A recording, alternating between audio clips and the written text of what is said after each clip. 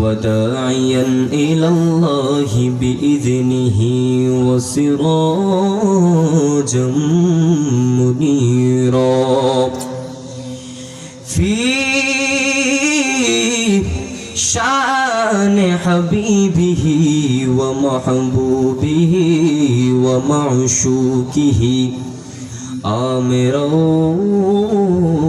ومخبرا إن الله وملائكته يصلون على النبي يا أيها الذين آمنوا صلوا عليه وسلموا تسليما اللهم صل على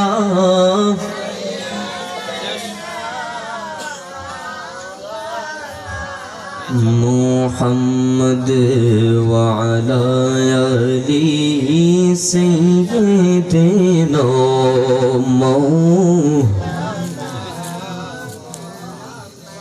দুরুদ পড়ো নবীজির দুরুদ ছাইরো না নবীজির দুরুদ না ছাড়িলে নবীজি তোমায় ছাড়বে না আল্লাহুম্মা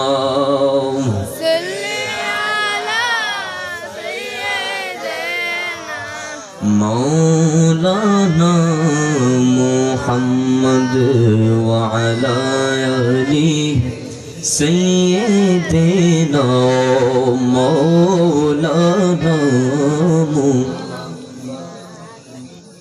بلغ العلا بكماله كشف الدجى بجماله حسنت جميع خصاله صلوا عليه وآله ঐতিহ্যবাহী কলিয়ারচর পশ্চিম পাড়া পাঁচপীর আউলিয়াদের স্মরণে এলাকাবাসীর উদ্দেশ্যে আজকের এই নুরানি রোহানি ইমানি মাহফিলের আয়োজন করা হয়েছে।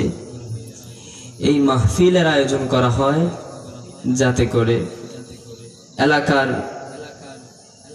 মুরব্বী নিজাম যারা রয়েছেন, আমার মা ও বোনেরা যারা রয়েছেন, প্রত্যেকে যেন কিছু না কিছু শিখতে পারে, ঠিক না? আল্লাহ রাব্বুল আলামিন পবিত্র কালামুল্লাহ শরীফের ভিতর ওলিদের সম্পর্কে কি বলেন জানার দরকার আছে না? নাই আছে।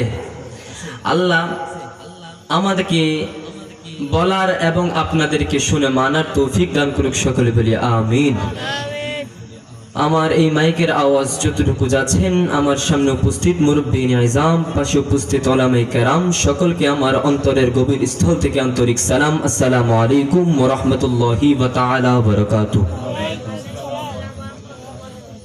সময় খুবই সংক্ষিপ্ত, চাইবো কিছু বলার জন্য, আল্লাহ যেন আমাকে বলার তৌফিক দান করুক। আল্লাহ পাক রব্বুল আলামিন পবিত্র কালামুল্লাহ শরীফের ভিতর 11 নম্বর পারায় সূরা ইউনূসের ভিতর একটি আয়াতে কারিমা তেলাওয়াত করেন, নাজিল করেন। আসেন আমরা সকলেই ওই আয়াতে কারিমা একই কণ্ঠে একই সাথে পড়ি। আউযু বিল্লাহি মিনাশ শাইতানির রাজীম বিসমিল্লাহির রহমানির রহিম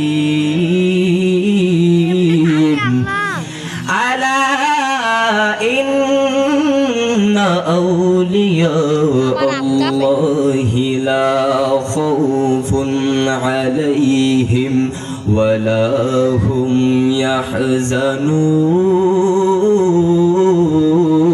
ইয়াহজানুন। মহান রব্বুল আলামিন পবিত্র কালামুল্লাহ শরীফের ভিতর সূরা ইউনূসের ভিতরে আয়াতে কারিমা নাজিল করেন। আমার আল্লাহর বান্দাদের উদ্দেশ্যে আয়াতে কারিমা কত সুন্দরভাবে নাজিল করলেন। আলা ইন্না আউলিয়া আল্লাহি লা খাউফুন আলাইহিম ওয়া লা হুম ইয়াহজানুন, নিশ্চয়ই আমার বন্ধুগণের কোনো ভয় নাই।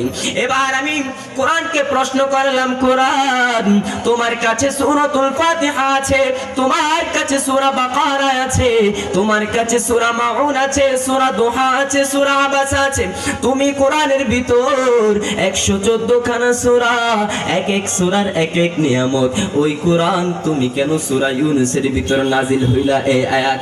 আর এই আয়াতের ভিতর কি এমন অর্থ, এমন অর্থ তুমি কোরআনের ভিতর নাজিল হইলা যেই অর্থের ভিতর আমার মহান রব্বুল আলামিন বলেন নিশ্চয়ই আমার বন্ধুগণের কোনো ভয় নাই। ও কোরআন তুমি কেন এই আয়াত সূরা ফাতিহায় নাজিল হলা না? তুমি কেন এই কোরআন এই আয়াত সূরা বাকারায় নাজিল হলা না? তুমি কেন সূরা মাউনে নাজিল হলা না? তুমি কেন সূরা বুরুজে নাজিল হলা না?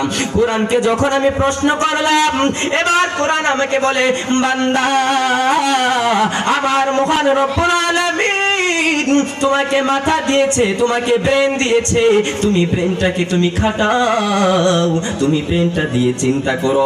এই ব্রেনকে তোমাকে গাঁজা খেয়ে মদ্যপান করে, এই ব্রেনকে গীবত করে জবানকে নষ্ট করার জন্য, ব্রেনকে নষ্ট করার জন্য দেওয়া হয় নাই, এই ব্রেনকে দেওয়া হয়েছে আমার আল্লাহ, এই ব্রেনকে দিয়েছেন যাতে করে আমার আল্লাহর এই সৃষ্টি, এই সৃষ্টিকে নিয়ে তুমি রহস্য নিয়ে তুমি ভাবো, তুমি চিন্তা করো, আর এই রহস্যকে নিয়ে ভাবে তুমি আল্লাহর দরবারে শুকরিয়া আদায় করো। জোরে বলেন না আলহামদুলিল্লাহ।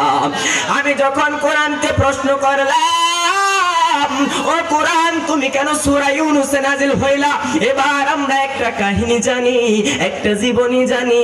আমার আল্লাহর একজন পয়গম্বর ছিলেন, তার নাম হযরত ইউনূস আলাইহিস সালাম। আছে না নাই? আমার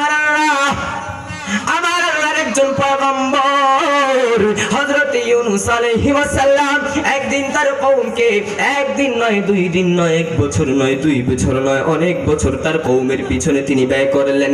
একে একে করে সবাইকে ঈমানের দাওয়াত দিলেন, একজন একজন করে সকলকে ঈমানের দাওয়াত দিলেন। ঈমানি কণ্ঠে যখন আল্লাহর শানকে বলতে চাইলেন, ওই কওম এই ঈমানকে নিয়ে বিবেচনা না করে তারা কুফরের ভিতর অটল থাকলো। আমার আল্লাহর পয়গম্বর হযরত ইউনূস আলাইহিস সালামের কথা তারা কানে দিল না।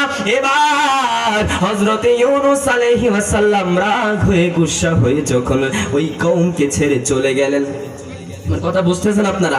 ওই কওমকে ছেড়ে যখন চলে গেলেন, এবার যখন জাহাজের মধ্যে উঠলেন, নৌকার ভিতরে উঠলেন, আমার আল্লাহর কুদরতি ভাবে এমন ঝড় শুরু হয়ে গেল, তুফান শুরু হয়ে গেল, আকাশ কালো হয়ে গেল, যেমন ভেঙে পড়ছে এমন কালো হয়ে গেল।